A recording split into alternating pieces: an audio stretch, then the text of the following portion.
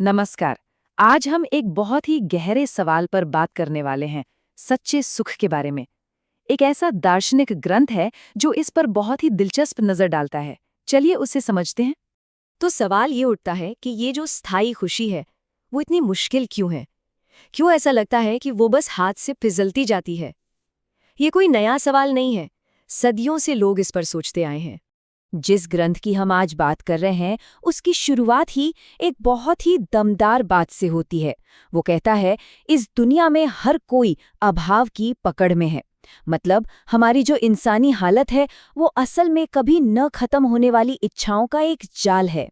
तो ये अभाव की पकड़ का मतलब क्या है, और ग्रंथ के हिसाब से यही हमारी सबसे बड़ी समस्या क्यों है? देखिए, यहाँ पर एक बहुत बड़ा मिसमैच है। हमारी जो इच्छाएं हैं वो तो अनंत हैं, कभी खत्म ही नहीं होती। लेकिन दुनिया की चीजें जिनसे हम इन इच्छाओं को पूरा करना चाहते हैं वो लिमिटेड हैं, सीमित हैं। आप ही सोचिए, एक नया फोन चाहिए है ना, वो मिल जाता है, और फिर खुशी बस कुछ दिन रहती है, और फिर किसी और नई चीज की इच्छा सिर उठा लेती है। और ये जो साइकिल है, इसका नतीजा हमेशा निराशा ही होता है। इस फिलॉसफी के हिसाब से दुनिया की इन चीज़ों के पीछे भागना एक तरह से एक खतरनाक जाल में फंसने जैसा है। एक ऐसा चक्र जो हमें नीचे ही खींचता जाता है। और ये चक्र काम कैसे करता है? ग्रंथ बताता है कि पहले तो सुख पाने की एक लगातार इच्छा बनी रहती है। जब वो चीज़ मिल जाती है तो लालच और अहंकार पैदा होता है। और अगर वो चीज़ नहीं मिलती तो फिर गुस्सा आता है, बेचैनी होती है। और इस पूरे खेल का अंत क्या है? दुख और उदासी। तो इस चक्र में फंसे रहने का मतलब सिर्फ दुखी होना नहीं है। ग्रंथ इसे और भी गंभीर मानता है। वो कहता है कि ये तो इंसान की पूरी जिंदगी की बर्बादी है। एक ऐसा जीवन जो अपनी असल क्षमता तक कभी पहुंच ही नहीं पाया। तो ठीक है, अगर इच्छाओं के पीछे भागना एक बंद गली है तो फिर रास्ता क्या है? ये ग्रंथ हमें बताता है कि जिंदगी का एक बिल्कुल अलग, एक ऊंचा मकसद हो सकता है। तो समाधान क्या है? ग्रंथ कहता है कि अपना ध्यान दुनिया की चीजों से हटाकर परमात्मा को, यानी ईश्वर को महसूस करने पर लगाओ। और इसी को वो सम्मम बोनम कहता है, मतलब जीवन की सबसे बड़ी भलाई। और ये जो सर्वोच्च भलाई का आइडिया है, सुमम बोनम, ये इस पूरी फिलॉसफी का आप कह सकते हैं एक टर्निंग पॉइंट है। तो असली बात क्या निकली? इस नजरिए से देखें तो असली अमीरी पैसों या चीजों में नहीं है। असली अमीरी तो उस आध्यात्मिक रास्ते पर चलने में है जो इच्छा की इस आग को ही हमेशा के लिए शांत कर दे। अच्छा, अब इस रास्ते को ठीक से समझने के लिए ग्रंथ कहता है कि पहले हमें अपने असली स्वरूप को समझना होगा। और यहाँ वो शरीर और आत्मा के बीच एक बहुत जरूरी फर्क बताता है। ग्रंथ एक बहुत सुंदर उदाहरण देता है। वो कहता है कि ये जो हमारा शरीर है ये हम नहीं हैं। ये तो बस एक नाव की तरह है जिसका काम है हमें इस दुख भरे संसार के सागर से पार ले जाना।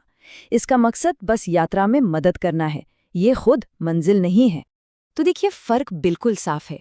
शरीर को बस एक टेम्पररी, एक अस्थायी खोल माना गया है, और जो आत्मा है उसे हमारा असली, हमेशा रहने वाला चेतन स्वरूप बताया गया है। ग्रंथ के मुताबिक सारी समस्या की जड़ यही है।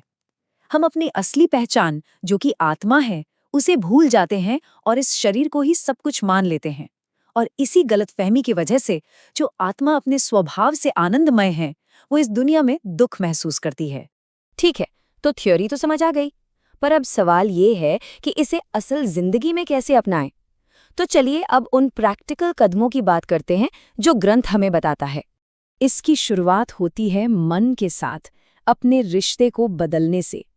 ग्रंथ हमें याद दिलाता है, इंसान अपने मन और इंद्रियों का गुलाम नहीं है, वो उन सभी का स्वामी है। मतलब कंट्रोल में रहने की बजाय कंट्रोल करने की बात हो रही है। तो करना क्या है? कुछ मुख्य बातें बताई गई हैं।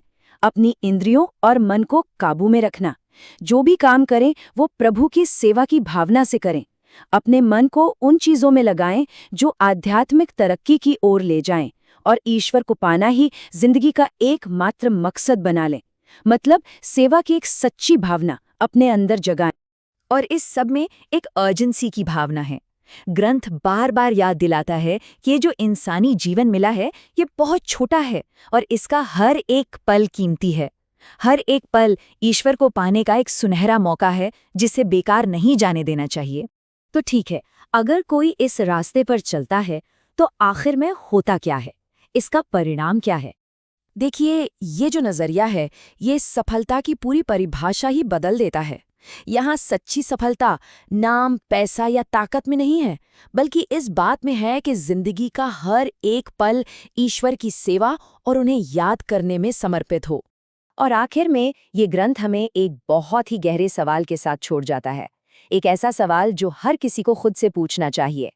क्या जिंदगी सिर्फ चीजों के पीछे भागने का नाम है, या फिर ये किसी बड़े मकसद की ओर जाने वाला एक रास्ता है? इस पर सोचना तो बनता है।